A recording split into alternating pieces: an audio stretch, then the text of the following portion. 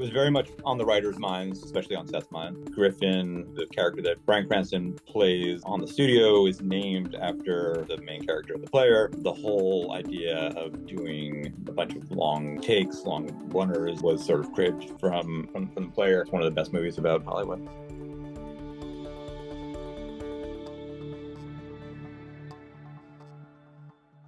Hi, I'm Gordon Burkell from Filmmaker U. At Filmmaker U, we create courses for film professionals to deepen and diversify your existing skill set. You can learn more at filmmakeru.com, or of course follow us on Instagram at filmmaker_u.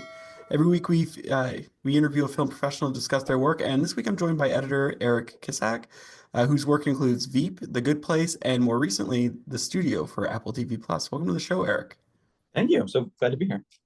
My first question for you is, and I know that you weren't in the writing process, but how much of this is like a spiritual sequel to the player? Because there's a lot of player references in this project.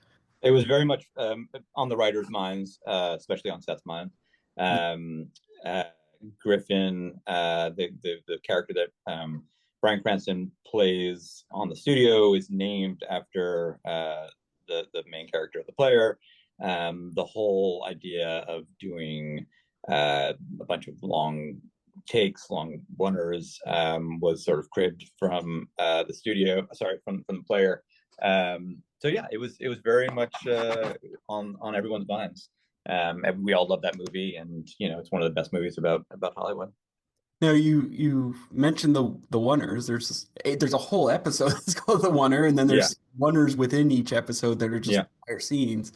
So I guess to start with, let's talk about the Oneer episode. Like, what was the collaboration with the DP, Adam Newport Barra, like, and how did you guys sort of figure out how this was going to work, I guess you could say?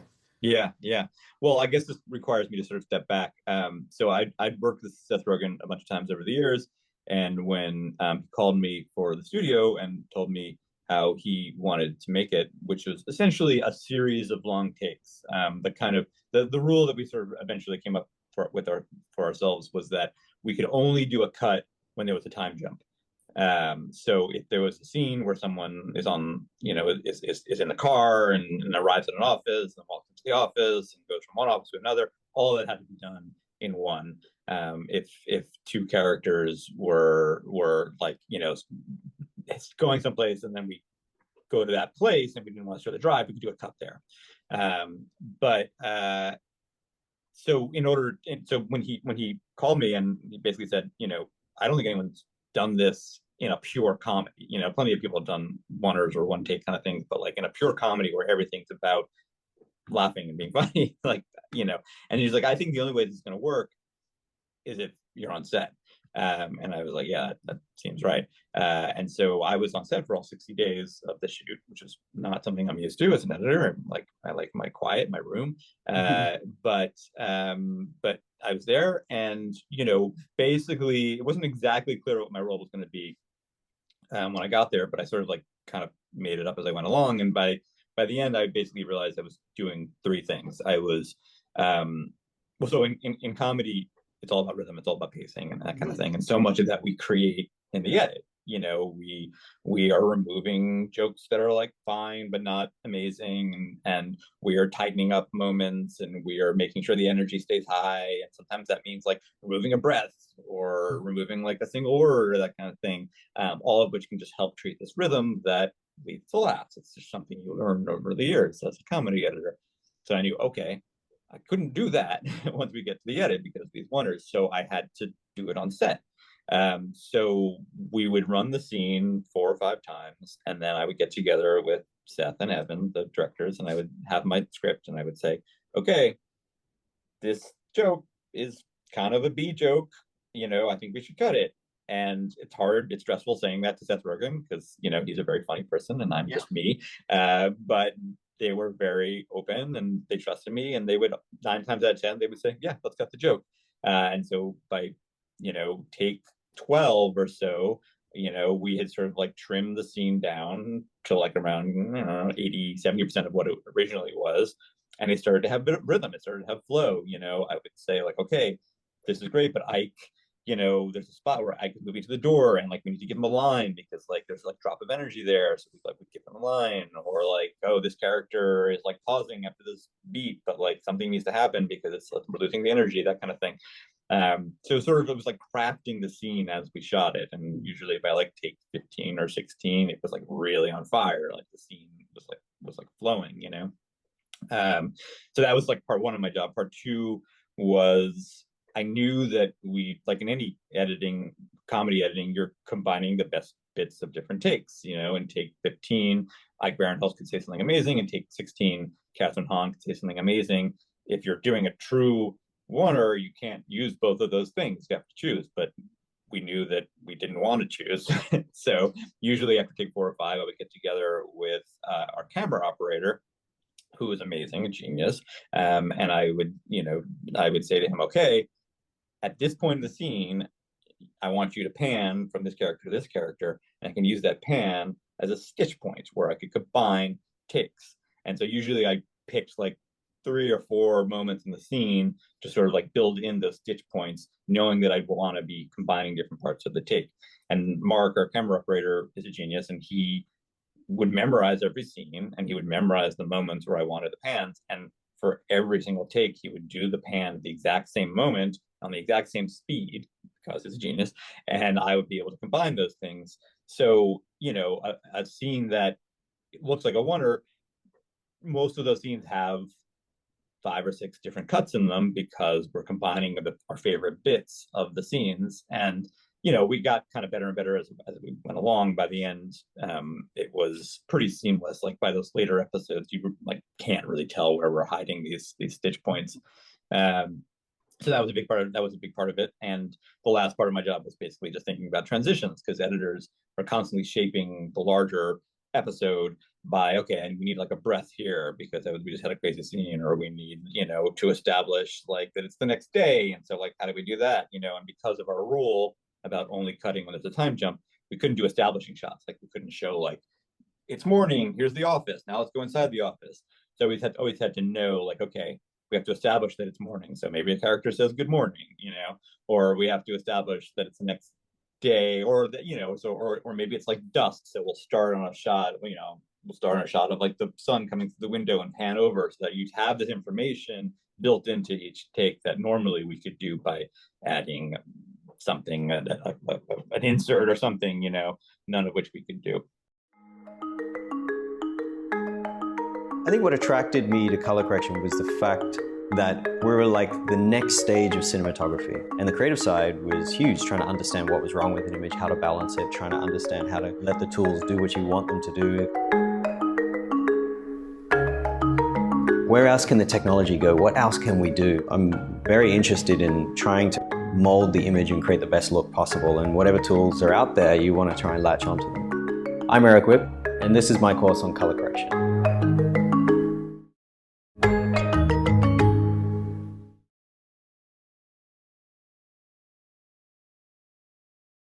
So when you're sitting in your edit suite, because I used to edit and it'd be like, okay, I can watch this shot 10 times. I see where it starts to die. I see all these things. So there is that sort of, like you said, it's like a comfy space. I can take my time. On set, time is money and Yep. the clock is ticking.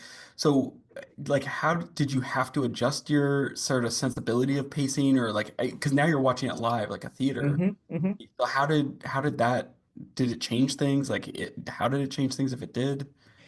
I mean, I think I've always been pretty good at just like, once the cameras are rolling, like once the actors are doing their thing, I'm just focusing on the screen, and I'm like putting myself in the mind of the viewer, and I'm able to like sort of tune out the distractions and hear it. It's funny, like every now and then I've directed things, and I quickly learned that like I needed to rely on my first AD to do everything that didn't involve me watching, because I just like zone in, so like I can't call action, I can't call cut, I can't like do any cues, because I just like enter the zone when they're recording.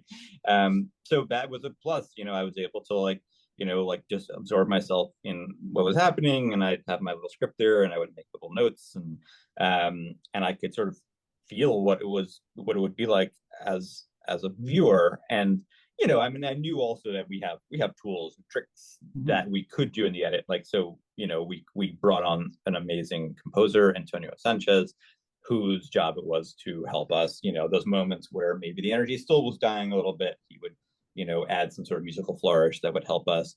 There's a lot of ADR in there. You know, anytime a character is off screen, we sometimes just have them like adding dialogue or just adding like an agreement or something, just to kind of keep the pacing and the energy up. So we knew there were things that we could do after the fact as well. I do, and this is a complete aside, but I do love that in the oneer, you use Dave Brubeck to open it, and it's all about timing and rhythm with him, and the whole thing is about trying to get this in to work in time and rhythm. We discovered Dave Brubeck early on in the process. I mean, I loved Dave Brubeck for years, but like we discovered his stuff worked really well. I think we actually used 3 different Dave Brubeck songs over the course of the season, because they just had the feel and the rhythms that we loved. Well, it's funny because when it came on in the oneer, I was like, "Are they using take 5?" And then I like Googled, you know, and I was like, "Oh no, they're using the other one." But I thought they'd use take 5 because of, you know, how many takes they had to do in the episode. Yeah. I was like, that would have been genius if it was really lined up. That going back to what you said in terms of like you're talking about the pacing and what have you, and this might be internet misinformation. So I'm going to ask for clarification on this. But one of the things I heard was Catherine O'Hara and Catherine Hahn constantly made the crew laugh. And that they would ad lib or they would put in bits that would be unique to the scene or the moment. And one of the challenges were trying to get the shots without people laughing. And I'm wondering if you're adding stuff, like were they able to ad lib, and how did that affect or change things in the scene when you were doing it? Because it'd be different every time. Yeah, I mean, so there's ad lib and there's ad lib. Like, you know, I've done a couple of movies with Sacha Baron Cohen, and he'll ad lib for half an hour, and out of that half an hour ad lib, we'll get a 2-minute scene. You know, that obviously would not have been possible on this. Catherine Hahn and Catherine O'Hara and Ike Barinholtz were all really good at ad libbing in little tiny buckets. So like there'd be like a moment where we just knew like, okay, Catherine Hahn could say something here and it wouldn't expand the scene. It wouldn't like, you know, it wouldn't detour the scene. It would just like live in this little bucket.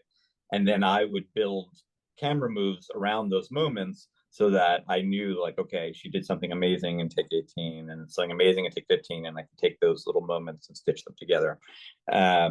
And, you know, there's actually, there's a scene in the pilot where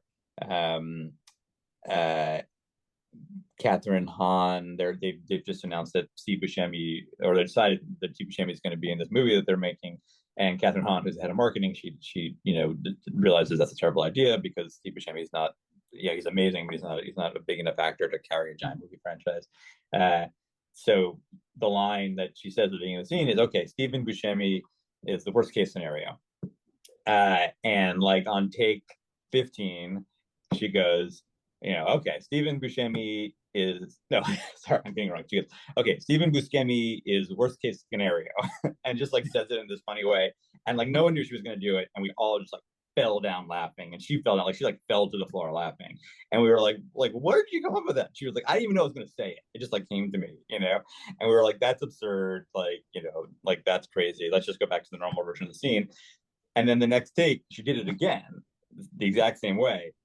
And everyone like kept their cool and just like kept shooting, except Ike Barinholtz. If you notice, the camera pans around to him and his mouth is like hanging open for like just like a second. He's like you barely notice it, but that's literally him being shocked that she did it again, and like keeps it together and like he like pulls himself back together. But if you watch that scene again, you'll see Ike Barinholtz be like, and then like get himself back together. It's really funny. So, you know, to jump to the stitching stuff, because we talked a bit about that and you sort of talked about pans and stuff, but like, you know, there's times where I would see, not in the show, but like in other movies or TV shows, editors might be like, I like, you know, there's 2 people talking, I like this take for this person, this take for that person, like you said, and they would just sort of using the animat or the cut it out and stick it together. And in cases where the camera was sort of moving or handheld, they would send it off to VFX. Did you guys do any of that, or did you rely solely with the on-set stuff and the pans. Yeah, we were mostly unable to do that because in that scenario that can work when you have two discrete bits that you want to combine together from different takes. But then after that discrete bit ends, you cut away to something else. Our problem was we couldn't take two different pieces because both of those pieces kept going forever. Like the scene just kept going, and so eventually you'd miss a line and you'd have to like, it was a technical challenge that we couldn't do. That said, there were times when there were times when we would do like we would realize that a scene was too long or something, and we would be able to go in there and very carefully pick up a little piece of it. If like there was a conversation that was like a minute long, we would be like, oh, that's too long, and we would write a 15-second version of the conversation, and we would find a way to kind of stitch together a 15-second piece in our pans and that kind of thing.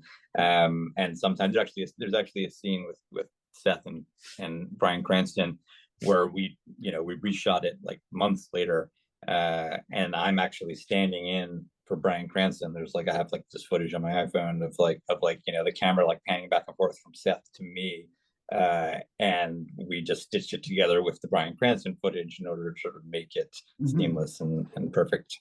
And so yeah, there was a lot of trickery we could do, but there were certain things we couldn't do. What like, and again, this is another aside, just because I'm really enjoying the show. Yeah. Because I've only seen what Apple's released so far, and I've noticed that every single episode, Seth has a different car. Is that like what is the thought process behind that? Like they reference the Corvette being sold so that he could pay. Yeah. But like each episode, it's a different car. Yeah, I mean, I think part of it is just sort of to kind of create a world of money and luxury, which is like what a lot of the studio, it's like the studio, these studio executives, they get paid well. I mean, their job is very hard and stressful and miserable at times, and Seth's character is stressed out and miserable often, but at the same time, he has a beautiful house and he has beautiful cars and beautiful clothes. So that's part of it. It's part of the character. It's part of the world. But I think also like, there's a glamour, there's sort of like a kind of like a 60s 70s inflicted glamour to the show that I think was very important to Seth. The clothes, the sets, the houses, that's just like Seth's personal taste. He kind of just like, he loves those cars, he loves those clothes. And I think like the best shows come from people just genuinely loving the things in the world, like it's not, doesn't feel like he's like, for me at least, doesn't feel like he's trying or reaching for something disingenuous, because that's what he likes.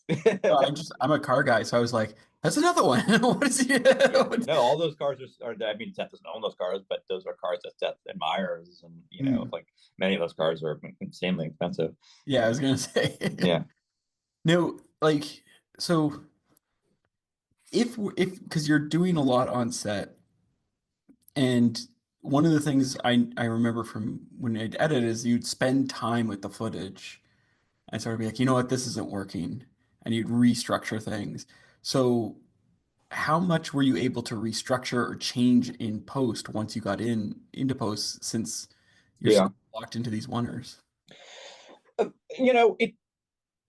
scripts in the episodes were very tight and very good. The pilot being the exception, just because, I mean, the script was also very tight, very good, but it was longer. There was more to set up. There was more of the world to set up. So I'm pretty sure it's the only episode where we just like wholesale lifted scenes, rearranged things. It was more of a traditional edit in that we were really kind of like hammering the structure and making sure that it was very clear and engaging. And we knew, the pilots are just always hard, and we knew we kind of overshot it. Like, I believe the first cut of the pilot was like 55 minutes, and we ended up at 45 minutes. So it was like the only one where we kind of gave ourselves a little bit more freedom in terms of like maybe shooting some stuff that like would maybe work or maybe not, um but yeah, I mean, a lot of the other episodes, I mean, the Wonder episode, we were pretty locked into it. It was very planned and structured. Most of the episodes we were pretty locked in, and I don't think we ever would wholesale lift a scene, maybe with like one or two small exceptions. But yeah, we were handcuffed a bit, but it was fine because again, I think the scripts were so tight and well structured. Probably one of the smartest things I've ever done for my career. It gave me all the tools that I needed to be able to jump into a new career. Getting myself into a mindset, thinking like an editor, being around people that I can talk to on that level was really invaluable to me. A lot of the things that I learned from that class, I still think about. I loved the classroom. I loved the computer stations. We built a sense of community. And it also instills a lot of confidence in you to take that and go out into the world. After I took the class, I felt very prepared to take the next step. I owe Manhattan Workshop the career that I have right now. Things have been going great, and I really have the Manhattan Workshop to thank for that.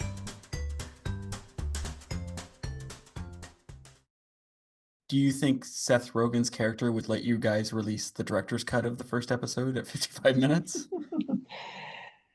Probably not. I mean, I think Seth really loves the editing process, and I think he didn't make any trims he didn't want to make, and I think I don't know if we ever talked about this, but I'm pretty sure he would sort of feel like extended cuts are a bit pointless. Like, there's a reason why we cut everything we did. This is the version of the pilot that we all felt best about, and so why release something that's not as good?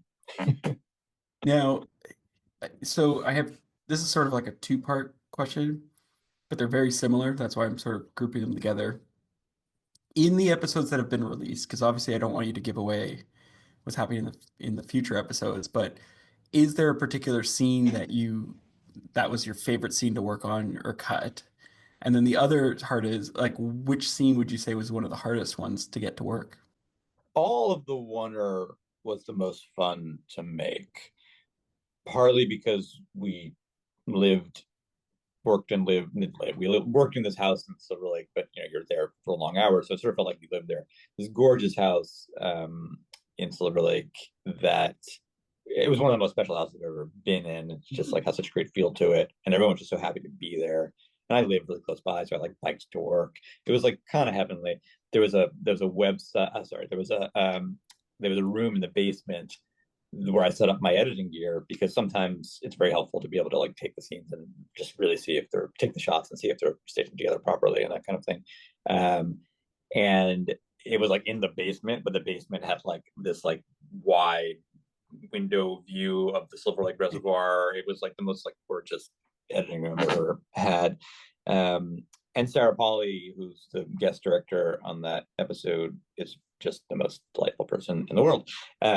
But every episode sort of features a director, a real director, and she was just wonderful and lovely, and made everyone happy. So yeah, that was the most fun episode to make. And the hardest bits were, I mean, this is not really,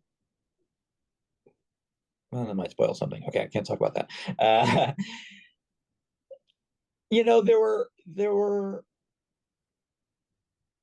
There were scenes that, there were these long scenes in the boardroom where you've got like 8 characters around a table, and they were so hard to like block and keep interesting. And most of that work was Adam, the RDP. It was his job to sort of figure out how to move the camera and make it interesting and get all the information that we needed. But you could just tell he would just get so stressed out. He would just be like, oh my God, this is a 5-minute scene. It's in a boardroom. I'm sitting at a table. Like, how do I keep this interesting? And I would just feel his pain. And I would also know, I'd be like, oh, okay, a lot of this is going to fall to me to kind of keep this moving. Like, we're getting really great stuff on set, but like, I have to make sure that like all these pieces can be combined, and I can like, you know, speed up a little move here and move there when I need to. And so yeah, this does seem like, you know, when you have two people walking through the Warner Brothers lot and there's like a million things to look at, you're like, you rest easy a bit. You're like, okay, this scene is going to play regardless because it's just fun to look at. But when you have 8 characters in a boardroom, it can be a little stressful. But I think hopefully those scenes played decently. My last question for you is, what would you say is your favorite guilty pleasure film or TV show to watch? You know, the truth is that I don't have a lot of guilty pleasures because I have 2 kids, and like I sort of feel like my time is precious, and when I want to sit down to watch something, I want it to be good. How old are the kids? They're 10 and 7. Okay, so you're just on the cusp of the Bluey era. You could always be a Bluey fan. I am a Bluey fan. I don't consider Bluey a guilty pleasure. I consider Bluey a I guess, I would say that we're having a lot of fun right now. I wouldn't say this is a guilty pleasure, but it's something I wouldn't have done if I didn't have kids. We're rewatching my favorite thrillers from when I was a kid. And so we just watched Hunt for Red October. We just watched Sneakers. We just watched the first Mission Impossible. And those are probably movies that I wouldn't just think to watch by myself, but because I'm showing them to my kids, they are so much fun. I guess I would say like my guilty pleasure is a thriller, you know, because I like a good thriller, but I also like bad thrillers. So I really that Jason Bateman thriller that came out on Netflix this year, Carry On. Not a great movie, but man, it's just like, you know, I love a twisty, fun thriller. So yeah, maybe that's my guilty pleasure. Well, thank you so much for letting me interview you today. My pleasure. Yeah. And that's it for this week, everyone. Make sure to check us out at filmmakeru.com or, of course, on Instagram at filmmaker_you. I'm Gordon Burkell. Thanks for watching.